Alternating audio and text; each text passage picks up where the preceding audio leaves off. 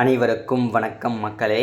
இந்த ஒரு வீடியோவில் நம்ம பார்க்க போகிறது என்னென்னா, அரசு துறையிலேருந்து இன்றைக்கி என்ன அரசு வேலைவாய்ப்பு கொடுத்துருக்குறாங்க, எந்த துறையிலேருந்து நோட்டிஃபிகேஷன் வந்திருக்குது, ஸோ அப்படின்றத பற்றி தான் இந்த ஒரு வீடியோவில் நம்ம தெளிவாகவும் துல்லியமாகவும் பார்க்க போகிறோம். ஸோ இன்றைக்கி எந்த துறையிலேருந்து வேலைவாய்ப்புக்கான நோட்டிஃபிகேஷன் கொடுத்துருக்காங்க அப்படின்னு பார்த்தீங்கன்னாக்க, தமிழ்நாடு மாவட்ட நீதிமன்ற ஆட்சேர்ப்பு, அதாவது கோர்ட்டு வேலைவாய்ப்புக்கான நோட்டிஃபிகேஷன் தான் வந்திருக்கு அப்படின்னு சொல்லலாம். இந்த வேலையை பொறுத்த வரைக்கும் மினிமம் நீ வந்து பார்த்தீங்கன்னாக்கா பட்ட படிப்புகளுக்கும் 10வது படித்தவங்களுக்கும் எழுத்தர், அலுவலக உதவியாளர், ஸோ இவங்களுக்கு எல்லாருக்குமே வேலைவாய்ப்பு நோட்டிஃபிகேஷன் கொடுத்துருக்குறாங்க கோர்ட்டிலேருந்து. அதே மாதிரி இதுக்கு சேலரியை பொறுத்த வரைக்கும் பார்த்தீங்கன்னாக்கா 20,000லேருந்து 50,000 வரைக்கும் இருக்கும் அப்படின்ற மாதிரி தெளிவாக சொல்லியிருக்கிறாங்க. ஸோ கடைசி இந்த கோர்ட்டு வேலைக்கு அப்ளை பண்ணுறது கடைசி நாள் வந்து பார்த்திங்கன்னா 18/9/2024 சரிங்களா. ஸோ எதாவது பார்த்திங்கன்னா கிட்டத்தட்ட இன்றைக்கி வந்து பார்த்திங்கனாக்கா 7ஆம் டேட் இல்லையா. ஸோ கிட்டத்தட்ட இன்னும் ஒரு 10 நாள் டைம் இருக்குது. ஸோ எல்லாருமே அப்ளை பண்ணாதவங்க அப்ளை பண்ணிடுங்க. அது அப்ளை பண்ணாதவங்க இது வரைக்கும் அப்ளை பண்ணவங்க ஓகே, இது வரைக்கும் எனக்கு இந்த வேலைவாய்ப்பு வந்ததே தெரியல அப்படின்றவங்க கண்டிப்பாக வந்து இந்த வேலைக்கு யாராருக்கெல்லாம் அப்ளை பண்ணணுமோ நானே வந்து அப்ளை பண்ணி தரேன். யாருமே வந்து பார்த்தீங்கன்னா நீ கம்ப்யூட்டர் சென்டர் போக வேண்டாம், நானே வந்து அப்ளை பண்ணி தரேன். அதே மாதிரி யாரெல்லாம் இந்த வேலைக்கு அப்ளை பண்ணலாம், ஸோ எவ்வளோ ஏஜ்லேருந்து எவ்வளோ ஏஜுக்கு அப்ளை பண்ணலாம், அதே மாதிரி சம்பளம் எவ்வளோ இருக்கும், ஸோ ஒவ்வொரு இதில் வந்து பார்த்திங்கன்னா நிறைய விதமான போஸ்டிங் கொடுத்துருக்குறாங்க சரிங்களா. வேரியஸ் ஆகுது. கிட்டத்தட்ட எவ்வளோ ஒவ்வொரு மாவட்டத்துக்கும் தனித்தனியாக வந்து வேக்கன்சி வந்து பிரித்து கொடுத்துருக்குறாங்க. ஸோ இது எல்லா தகவலுமே ஒன் பை ஒன்னாக நம்ம வந்து பார்த்துடலாம். அதுக்கு முன்னாடி நமது கவர்மெண்ட் ஜாப் டெய்லி அப்டேட் சேனலுக்கு இப்போ தான் நம்ம வீடியோவை நீங்கள் முதல் முறையாக வந்து பார்க்குறீங்கன்னா மறக்காமல் நமது கவர்மெண்ட் ஜாப் டெய்லி அப்டேட் சேனலை வந்து சப்ஸ்கிரைப் பண்ண மறந்துடாதீங்க. மறக்காமல் லைக் பண்ணுங்கள், மறக்காமல் ஷேர் பண்ணுங்கள். ஸோ முடிஞ்ச அளவுக்கு ஒரு 5 பேருக்காவது இந்த வீடியோவை ஷேர் பண்ணுங்கள். ஏன்னா இந்த மாதிரி கோர்ட்டிலேருந்து வர ஜாப்ஸு, அதே மாதிரி ரயில்வே டிபார்ட்மெண்ட்டு இந்த மாதிரி வரதெல்லாம் வந்து பார்த்திங்கனாக்கா நிறைய பேருக்கு வந்து பார்த்திங்கனாக்கா எப்போ வருது, எப்போ வந்து க்ளோஸ் ஆகுது, ஸோ இந்த மாதிரி வந்து பார்த்திங்கன்னா நிறைய பேருக்கு தெரியுதில்ல. அதனால் நம்ம வீடியோ பார்த்துட்டிங்கன்னா, நம்ம சேனல் வீடியோவை நீங்கள் பார்த்தீங்கன்னா முடிஞ்ச அளவுக்கு உங்கள் தெரிஞ்சவங்க தெரியாதவங்க முடிஞ்ச அளவுக்கு ஒரு 5 பேருக்காவது ஷேர் பண்ணிங்கன்னா அவங்களுக்கும் யூஸ்ஃபுல்லாக இருக்கும். நீங்களுமே இதை யூஸ் பண்ணிக்கோங்க. ரொம்ப ஒரு ரெக்வெஸ்ட்டாக கேட்குறேன், ஓகேங்களா. சரி, ஓகே, வாங்க வீடியோக்குள்ளே போகலாம். வீடியோ பிடிச்சிருந்தால் மறக்காமல் லைக் பண்ணுங்கள். அதே மாதிரி இந்த கோர்ட்டு வேலைக்கு யாரெல்லாம் அப்ளை பண்ணணும், யாரெல்லாம் இந்த வேலைக்கு போகணும்னு நினைக்கிறீங்களோ கீழே என்னோடய வாட்ஸ்அப் நம்பர் வந்து பார்த்தீங்கன்னாக்கா ஏதாவது ஒரு டைமில் வந்து கண்டிப்பாக நான் சொல்லுவேன். வீடியோ நீங்கள் முழுமையாக பார்த்தா மட்டும்தான் தெரியும். ஸோ என்னோடய வாட்ஸ்அப் நம்பர் எங்கே இருக்குதுன்னு சொல்லிவிட்டு கண்டிப்பாக வந்து வீடியோ ஸ்கிப் பண்ணி பார்க்குறவங்களுக்கு கண்டிப்பாக வாட்ஸ்அப் நம்பர் வந்து தெரிய வாய்ப்பு இல்லை. அதே மாதிரி வந்து வாட்ஸ்அப் நம்பர் கொடுங்கன்னு சொல்லிட்டு கமெண்டில் கேட்காதீங்க. வீடியோ முழுமையாக பார்த்தீங்கன்னா உங்களுக்கு வாட்ஸ்அப் நம்பர் கிடச்சிரும், ஓகேங்களா. ஓகே, வாங்க வீடியோக்குள்ளே போகலாம். ஸோ இதில் வந்து பார்த்திங்கன்னா எங்கேருந்து இந்த வேலைக்கான நோட்டிஃபிகேஷன் வந்திருக்கு அப்படின்னு பார்த்தீங்கன்னாக்கா மாவட்ட நீதிமன்றத்திலேருந்து தான் இந்த வேலைவாய்ப்புக்கான நோட்டிஃபிகேஷன் கொடுத்துருக்காங்க. ஸோ இந்த வேலையை பொறுத்த வரைக்கும் வழக்கமான வந்து அரசு துறையிலேருந்து வந்திருக்கக்கூடிய ஒரு நிரந்தரமான ஒரு அரசு வேலை தான். ஸோ மொத்த காலி பணியிடங்கள் வந்து பார்த்திங்கன்னா பல்வேறுன்னு கொடுத்துருக்காங்க. நான் சொன்னேன் இல்லையா, அதாவது பார்த்திங்கன்னா ஒவ்வொரு மாவட்டத்துக்கும் வேரியஸ் ஆகுது இந்த வேக்கன்சி. அதே மாதிரி பார்த்திங்கனாக்கா டோட்டலாக எவ்வளோ வேக்கன்சி இருக்குதுன்னு சொல்லிட்டு கால்குலேட் பண்ணலை. அதனால் வந்து நிறைய வேக்கன்சி கொடுத்துருக்குறாங்க. ஸோ இந்த வேலையோட இடம் வந்து ஆனால் எல்லா மாவட்டத்துலேயுமே இருக்குன்னு சொல்லியிருக்கிறாங்க, ஓகேங்களா. ஸோ அதே மாதிரி எல்லா மாவட்டத்துலையும் நீங்கள் வந்து ஒர்க் பண்ணுற மாதிரி தான் இருக்குன்னு சொல்லியிருக்கிறாங்க. இது வந்து அப்ளை பண்ணுறதுக்கு வந்து டேட் வந்து ஸ்டார்ட் ஆகிருச்சு. ஸோ இது வந்து முடிவு, அதாவது எப்போ க்ளோஸ் ஆகுது அப்படின்னு பார்த்தீங்கன்னா 18/9/2024 மாவட்ட வாரியாக தேதி மாற்றம் அப்படின்னு சொல்லியிருக்கிறாங்க, ஓகேங்களா. ஸோ இது வந்து காமனாக கொடுத்துருக்குறாங்க. இந்த வேலைவாய்ப்புக்கான நோட்டிஃபிகேஷன் எப்படி இருக்குன்னு சொல்லிட்டு பார்க்கலாம். தமிழ்நாடு மாவட்ட நீதிமன்ற வேலைகள் 2024 இந்த அறிவிப்பை அதிகாரப்பூர்வமாக வெளியிட்டது. மாவட்ட நீதிமன்ற அதிகாரிகள் தகுதியும் விருப்பமும் உள்ள விண்ணப்பதாரர்களிடமிருந்து விண்ணப்பங்களை வரவேற்கின்றனர். தமிழ்நாடு அரசு வேலைகள் கல்வி தகுதி, வயது வரம்பு, சம்பளம், தேர்வு செயல்முறை, எப்படி விண்ணப்பிப்பது, இது எல்லா தகவலுமே கீழே இருக்கின்றதை நீங்கள் தெளிவாக பார்த்துக்கலாம், ஓகேங்களா. ஸோ இந்த வேலைக்கு என்ன படிச்சிருக்கணும், என்ன வயசில் இருக்கணும், சம்பளம் எவ்வளவு, எப்படி செலக்ட் பண்ணுவாங்க, எப்படி விண்ணப்பிக்கிறது, இது எல்லா தகவலுமே ஒன் பை ஒன்னாக சொல்லிடுறேன், சரிங்களா. ஸோ என்னென்ன போஸ்டிங் இல்லையா. ஸோ நிறைய பேர் கேட்குற விஷயம் என்னென்ன போஸ்டிங்லாம் கொடுத்துருக்குறாங்க, ஸோ அதை முதல்ல சொல்லுப்பா அப்படின்னு சொல்லிட்டு நிறைய பேர் கேட்பீங்க இல்லையா. கண்டிப்பாக சொல்கிறேன். முதல்ல வந்து துணை தலைமை சட்ட உதவி பாதுகாப்பு ஆலோசகர், ஓகேங்களா, இந்த ஒரு போஸ்டிங். அடுத்ததாக உதவி தலைமை சட்ட உதவி பாதுகாப்பு ஆலோசகர், இது 2வது போஸ்டிங். அடுத்தது 3வதாக அலுவலக உதவியாளர். அடுத்ததாக 4வது வந்து எழுத்தர், அடுத்ததாக வந்து பார்த்திங்கன்னா பியூனு, அடுத்ததாக டேட்டா என்ட்ரி ஆப்ரேட்டர். கிட்டத்தட்ட ஒரு 6 விதமான போஸ்டிங் வந்து கொடுத்துருக்குறாங்க. இதில் வந்து நீங்கள் பட்டப்படிப்பு படிச்சிருந்தாலும் ஓகே தான். அப்படி இல்லை அப்படின்னா நான் 10வது தான் படிச்சிருக்கேன், ஸோ நான் 12th தான் படிச்சிருக்கிறேன், ஒரு டிகிரி தான் பண்ணியிருக்கிறேன், இல்லை நான் டிஸ்கன்டினியூ பண்ணிட்டேன், நீங்கள் மினிமம் 10வது படித்து பாஸ் பண்ணிட்டீங்கன்னா இந்த அலுவலக உதவியாளர் வேலைக்கும், எழுத்தர் உதவிக்கும், அதே மாதிரி பியூன் வேலைக்கும் நீங்கள் வந்து போகலாம். ஓகேங்களா? ஸோ அதனால தான் சொல்கிறேன், மினிமம் நீங்கள் 10வது. நான் ஏன் இந்த மாதிரி வேலைகள்லாம் நான் வந்து அதாவது பார்த்திங்கன்னா நிறைய எடுத்து போடுறேன் அப்படின்னா, மினிமம் குவாலிஃபிகேஷன் தான் மெஜாரிட்டியாக இருக்காங்க இல்லையா நம்ம மக்கள், தமிழ் மக்கள் எல்லாருமே வந்து பார்த்திங்கன்னா மினிமம் 10வது படிச்சுட்டு அவங்க குடும்ப சூழ்நிலையால் வந்து வேலைக்கு போகாமல் இருப்பாங்க. ஸோ இந்த மாதிரி வந்து பார்த்திங்கன்னா நிறையா இருக்கும் இல்லையா? ஸோ சில டைமில் வந்து பார்த்திங்கன்னா படிக்க முடியாமல் போயிருக்கலாம். இந்த மாதிரி நிறைய காரணங்கள் இருக்கும். அதுக்காக தான் நம்ம வந்து பார்த்திங்கனாக்கா லோ எஜுகேஷன், அதாவது குறைந்த படிப்பில் வந்து அரசு வேலை வந்தால் நம்ம வந்து தேடி வந்து எடுத்து போட்டுட்ருக்கோம். ஸோ இந்த ஒரு காரணத்துக்காக தான். ஏன் அப்படின்னா எல்லாருமே அரசு வேலைக்கு போகணும், எல்லாருக்குமே அரசு துறையில் வந்து இருக்கணுன்றதுக்காக தான். ஸோ இந்த ஒரு ஆலோசனை நமக்கு வந்து இருந்தது. ஸோ கண்டிப்பாக வந்து பார்த்தீங்கன்னாக்கா முடிஞ்ச அளவுக்கு எல்லாருக்குமே வீடியோ ஷேர் பண்ணுங்கள். ஸோ இதுதான் ஓகேங்களா, என்னென்ன போஸ்டிங் கிட்டத்தட்ட ஒரு 6 விதமான போஸ்டிங் வந்து கொடுத்துருக்குறாங்க. அடுத்ததாக என்ன படிச்சிருக்கணும் அப்படின்றது தெளிவாக சொல்கிறேன் பாருங்கள்.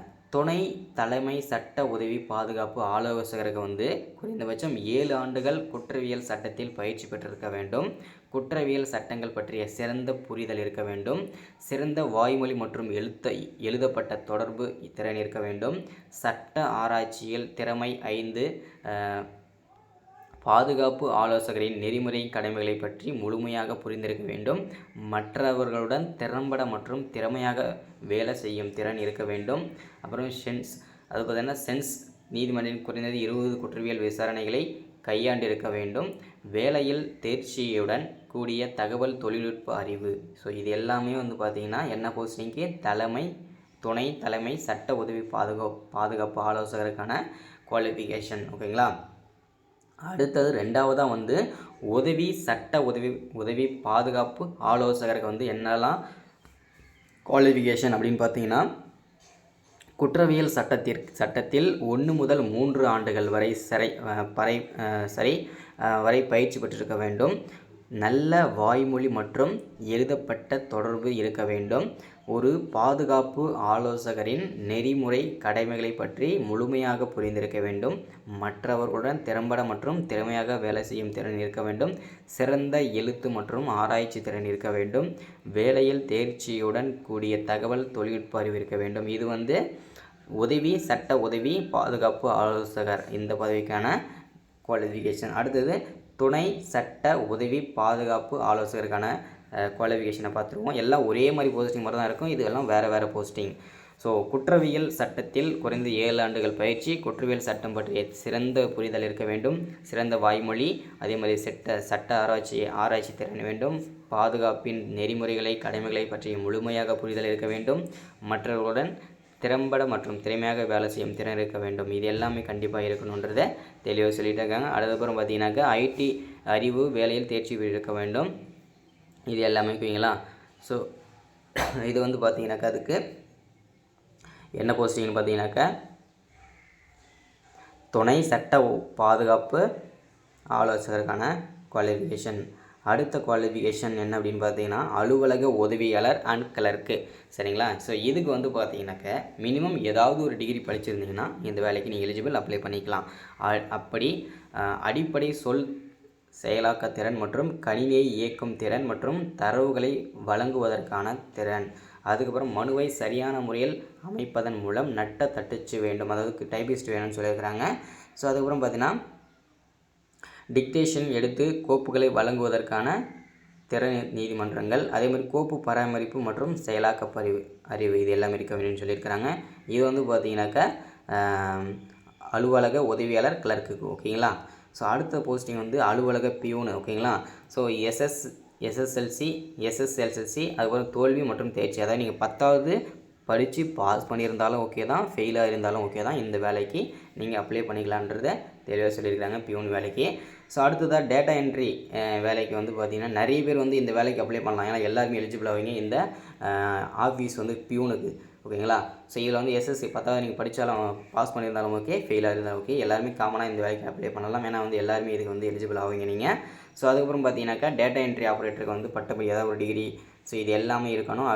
அப்புறம் பார்த்தீங்கன்னாக்கா பட்டப்படிப்பு, அடிப்படை செயலாக்கத்திறன் கணினியை இயக்குவதற்கு, ஸோ அதுக்கப்புறம் மனுவை சரியான முறையில் அமைப்பதன் மூலம் நல்ல தட்டச்சு, அதாவது பார்த்தீங்கன்னாக்கா இந்த டேட்டா என்ட்ரி ஆப்ரேட்டருக்கு வந்து பார்த்தீங்கன்னா டைப்பிஸ்ட் தெரிஞ்சிருக்குன்னு சொல்லியிருக்கிறாங்க. அதுக்கப்புறம் பார்த்தீங்கன்னாக்கா அதில் எல்லா வேலையும் ஓரளவுக்கு தெரிஞ்சுக்கின்ற மாதிரியும் சொல்லியிருக்கிறாங்க.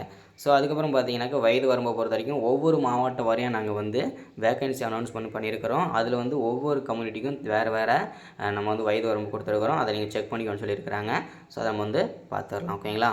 ஸோ அதேமாதிரி சம்பளத்தை பொறுத்த வரைக்கும் பார்த்தீங்கன்னா துணை தலைமை சட்ட உதவி பாதுகாப்பு ஆலோசகருக்கு சேலரி வந்து 50,000ன்னு சொல்லியிருக்கிறாங்க ஸ்டார்டிங். அதுக்கு அடுத்தது வந்து உதவி சட்ட உதவி பாதுகாப்பு ஆலோசகருக்கு வந்து 30,000 சேலரின்னு சொல்லியிருக்காங்க மாதம். அதுக்கப்புறம் துணை சட்ட உதவி பாதுகாப்பு ஆலோசகருக்கு வந்து 40,000 வேலை சேலரி சொல்லியிருக்கிறாங்க. அதுவதாக உதவியாளருக்கு வந்து கிளர்க்குக்கு வந்து 20,000 சொல்லியிருக்கிறாங்க. ஆஃபீஸ் ஃபியூனுக்கு வந்து 12,000 சொல்லியிருக்கிறாங்க.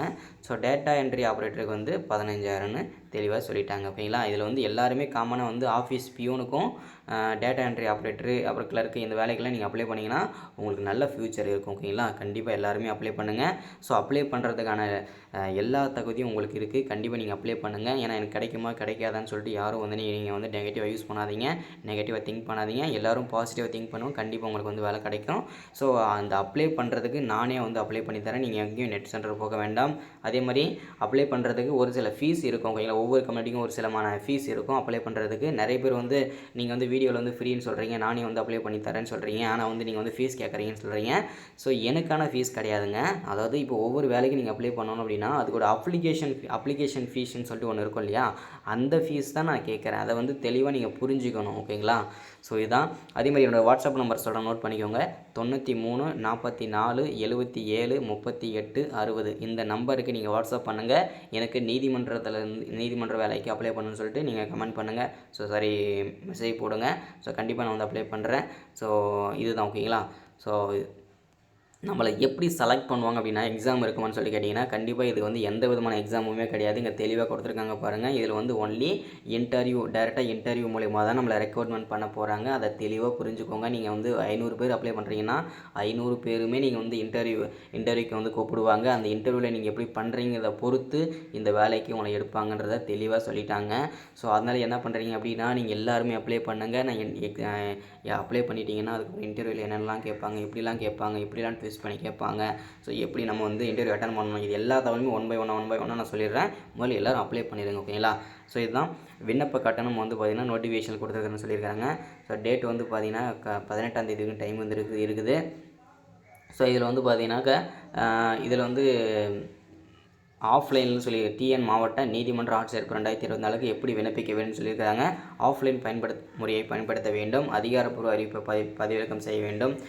அறிவிப்பு விவரங்களை கவனமாக படிக்கவும். விண்ணப்ப படிவத்தை பதிவிறக்கம் செய்யவும். விண்ணப்ப படிவம் அனைத்தையும் பூர்த்தி செய்து தேவையான சான்றிதழ்களை நகல்களை இணைக்கவும். அது நகல்னால் ஜெராக்ஸ், ஒரிஜினல் யாரை வச்சுருப்பாங்க, கிடைக்காம அப்புறம் போயிடும். ஸோ அதுக்கப்புறம் பார்த்திங்கன்னா கொடுக்கப்பட்ட முகவரியை கடைசி தேதிக்குள் அனுப்பவும். அதிகாரப்பூர்வ அதாவது பார்த்திங்கன்னா அட்ரஸ் வந்து பார்த்திங்கன்னா அஃபிஷியல் வெப்சைட்டில் இருக்குன்னு சொல்லியிருக்கிறாங்க நோட்டிஃபிகேஷனில். ஓகேங்களா?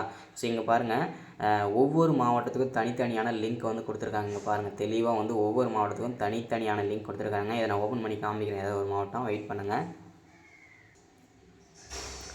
ஸோ இங்கே வந்து பார்த்திங்கன்னா நான் வந்து திருவண்ணாமலை மாவட்டத்தை நான் ஓப்பன் பண்ணிக்கிறேன்.